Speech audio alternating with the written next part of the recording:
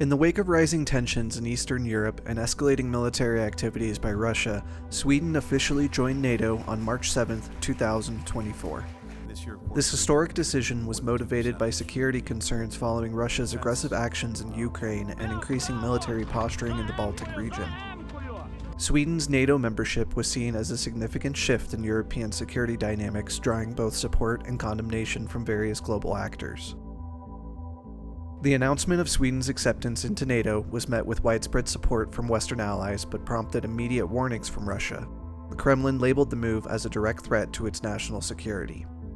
In response to Sweden's NATO membership, Russia ramped up military exercises in the Baltic Sea, showcasing its capabilities and demonstrating its discontent. Simultaneously, Russia deployed additional troops to its western borders. Following the buildup of Russian forces, Sweden and other Baltic states experienced a surge in cyber attacks attributed to Russian state-sponsored actors. Disinformation campaigns aimed at destabilizing public confidence in NATO and the Swedish government intensified. The Baltic nations, including Estonia, Latvia, and Lithuania, reported increased Russian provocations, including border incidents and airspace violations. These actions heightened fears of potential invasion. On August 4, 2024, Russia launched a coordinated invasion of Sweden and the Baltic states. The operation commenced with extensive cyber attacks targeting military communications and critical infrastructure, followed by aerial bombardments and ground incursions. Russian forces executed missile strikes on key military installations in Sweden, focusing on air bases and communication hubs. Major cities experienced power outages and disruption of essential services. Following the airstrikes, ground troops crossed the Swedish border from Kaliningrad and launched assaults on key urban centers, including Stockholm and Gothenburg. NATO would invoke Article 5, declaring that an attack on one member was an attack on all. Allied forces began mobilizing for a rapid response, with air support and troop deployments to bolster defenses in Sweden and the Baltic region. In parallel, Russia launched simultaneous operations in Estonia, Latvia, and Lithuania, seeking to quickly destabilize these nations and establish control over the Baltics. As of September 2024, the conflict continues with heavy fighting in Sweden and the Baltics. NATO forces are engaged in defense operations while humanitarian crises unfold in affected regions. Diplomatic efforts for a ceasefire have stalled, and the situation remains fluid and highly volatile. Due to the nature of the deployment and the high-risk environment, CANSAFCOM has been put in charge of Task Force Spearhead with the mission of destroying Russian naval assets and resupply points in the region, as well as securing the island chain. Now for a quick letter home. Dear Mom, we're on to our second weekend now here in Sweden. Fighting's been tough, and I've lost more than a few friends already. The Russians are putting up a hell of a fight, but I'm confident that my brothers and I will overcome. Been thinking about you and Jane. It's been hard being away from you for so long, but I promise that I'll come home soon. I can't tell you exactly where I am or what I'm doing, but know that I'm serving beside the most courageous men and women I've ever had the pleasure of knowing. We're going to battle soon, though I'm sure the letter won't get to you until long after the fighting's over. I hope to speak to you before then, but if I don't, know that I love you and Jane. Keep me in your prayers, Ma. I'll need all the help I can get. Love from Sweden, Corporal Sam Wilkins, 2nd RCR, 1st Platoon. The following events will cover Task Force Spearhead's movements through the Battle of Jarlsby on September 29, 2024, and will feature video from the Task Force's Armor Team, Light Infantry, and JTACs.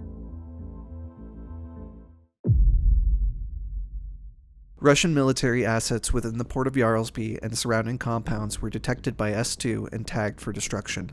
The commander's intent was to push back the Russians in the area and put further strain on the naval resupply operations by securing the port. The task force would split into 3 separate avenues of attack.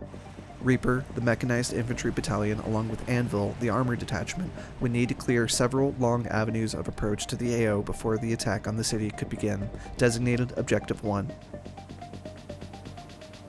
Viking, the Special Forces unit, would push via boat to the coastline just west of the military compound at Janstoppen, designated Objective 2. And Misfit, also ingressing via boat, would secure the northernmost military compound far to the north of Jarlsby, designated Objective 3. Aviation assets would begin the assault by conducting seed missions across the AO, disabling several 2S-6M Tunguska AAA emplacements, then striking into Objective 3, where a BM-21 Grad artillery battery was awaiting the task force. Objectives 2 and 3 would be quickly secured by Viking and Misfit, while Reaper forces were bogged down clearing mines and ambushes en route to the AO. Along the route, Reaper would take close contact from a small team in ambush positions along the road obscured by large boulders and would take several casualties. After the remaining contacts were eliminated and the roads cleared of mines, Reaper would prepare its assault onto the town of Jarlsby. Stopping just short of Jarlsby, Anvil and Reaper would take contact from the forest north of the initial hold point.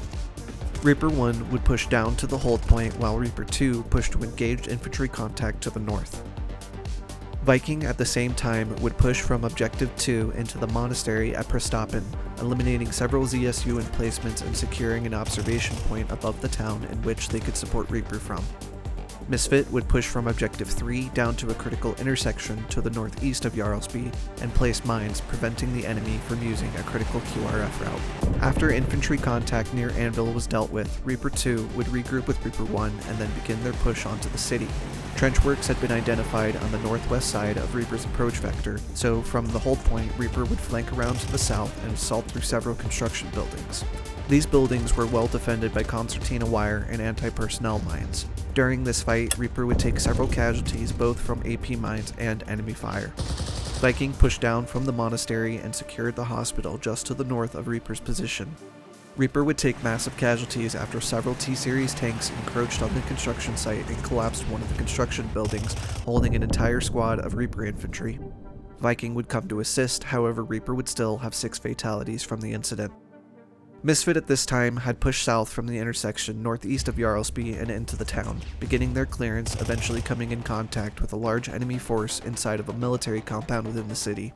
Reaper would begin pushing from the construction site east into town from both the north and south sides of the main MSR. Reaper 1 would come into heavy contact just outside the construction site, running into another T-Series tank and several squads of infantry. During this fight, a Mystic flight carrying fresh troops would miss their LZ and dismount troops close to enemy contact. Misjudging the distance from the deck, several infantrymen would have critical wounds after dismounting from the helicopter, and several more fatalities were sustained. Misfit and Viking would continue to take contact in and around the military base, while Reaper cleared through the remaining sections of the port to the south, ending the operation. In total, the task force would sustain over 15 fatalities, the majority coming from Reaper. All Russian forces were eliminated, captured, or pushed out of Jarlsby, and the main tasking was completed.